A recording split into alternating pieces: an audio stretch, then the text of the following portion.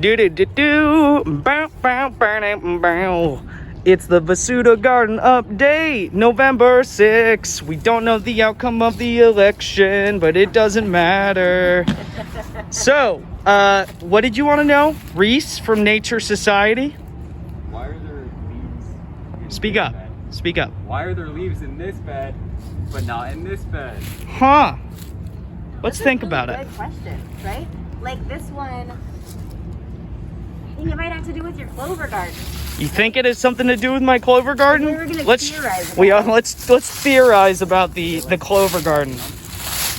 So Reese, are you perhaps, tell me if you agree with this on this irregular update. Do you think that the clovers are my favorite part of the bed, which you can see the continued growth of the new section that's a little shorter over there?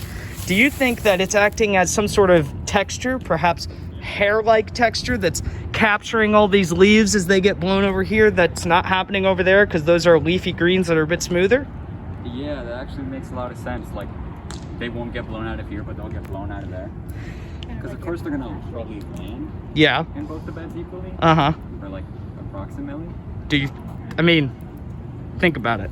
Yeah, it's closer to this one. But also, it's more open over there. Oh. You know, so there's like, it's a little more removed from the wall here. We don't know how the wind plays a factor here. So, good question though. I think we're onto something with the clover garden. Excellent question, grounded in an excellent observation, right, of the space. That's empiricism, everybody. All right, what's going on in the garden? What do you want to know? I was gonna say we could go over the rabbit thing, why they weren't. Oh yeah, let's go get Rachel Wnuk, from Nature Society as well, was here earlier with the discussion between Jen, Rachel, and I think Reese had left to get a COVID test, traitor, to discuss why we don't have rabbits here. Let's go over to this bed. We were figuring that this would be, let alone that bed, this bed full of fine herbs that you can come down and get at any time and take and use.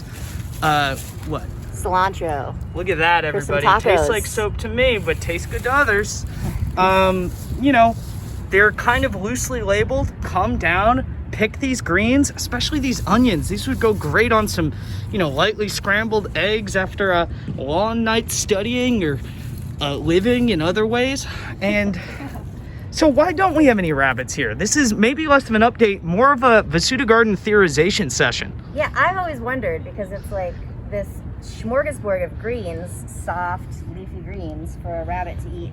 And we've seen rabbits on campus, and we've seen deer on campus, but nobody comes here. But Bucky had an idea. So my idea, and I will edit into this video, some video evidence of the hawk that we saw that one time. And so behind Jen, one time we were here with Brandon, he was probably talking about, I don't know, nitrogen fixing or his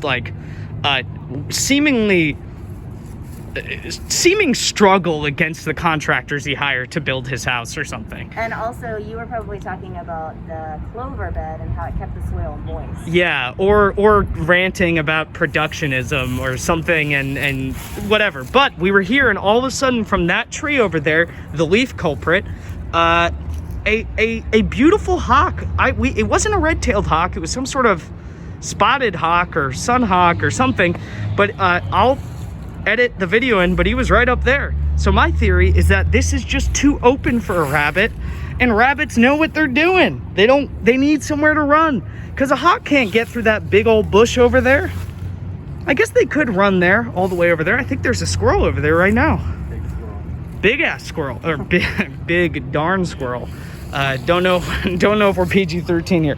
But anyhow, that's my theory. Does anybody else have any other theories? I think that's a pretty good theory. You think that's a good one? We were thinking about why no groundhogs either, and I noted that groundhogs rabbits, I think sometimes have dwellings. Anybody in the comments or on the Discord, please drop your rabbit knowledge. But I know rabbits have little holes, but I feel like groundhogs definitely have holes. They're a little more attached to the hole. They dwell in the hole more. And I was theorizing we don't have them here because grounds would kick them out. if there was just a hole in the middle of the ground right there. But over on the other end of campus, where there's a very steep decline or incline, depending on direction you're coming from RPI, decline from Troy, incline, there would be kind of eroded spots for a little guy to hang out, and those aren't here, and grounds wouldn't care. So everybody, in both these explanations, we're noting several things: the interaction of the so-called natural, the interaction of the so-called cultural or social in humans, like the nature, air quotes, here has to compete with the groundskeepers and their job and their air quotes stewardship of the area. So, eco-politics, everybody. What else would we like to review? I mean, there's not a Rachel, ton. you haven't Rachel, been here for a minute. Do you have any questions about what you see growing here or anything? Not about what I see growing, but I'm wondering when we put the compost on the beds. Like, at what point in the year do we do that? When do we see if it's ready, and then at what point do we put it on? That's a great question. so Do you want to? yeah, so you got to look at this compost not as something that produces products, but rather produces layers. So the composting machine here is like a sedimentary machine, which creates layers, which kind of slowly evolve into something. And if you go under here, it's not that dry. It's a little too dry, but it looks like pretty much potting soil at the end of the day. But at the top, it's just some coffee grinds and other BS. And it was much more full at the beginning of the year, and it actually shrank. So it's not that the compost is ever totally done. It's that you kind of pull out the bottom, although I think there are ways to do it better, but this is how ours works. You pull the fresh stuff out of the bottom when you need it. So if you want to see, recently I took out some compost and some other mud we had and replanted this strange tree haphazardly into the clover bed upon the orders of Brandon. I'll make that clear. So I assume we'll use it in the spring when we set up our recently cleared, although we need to make the institutionally legible document, for the pollinator bed and for the expansion bed over here. So we'll probably use the compost in there, and we should start really throwing some stuff in there so we can generate it. Yeah, I'm not the decider about this, but I think your question could be answered in a couple different ways. Like, one, we could wait until we're planting things again in the spring and use that compost to put, like when we planted all these greens, we just sprinkled them down and then dumped compost on top of them.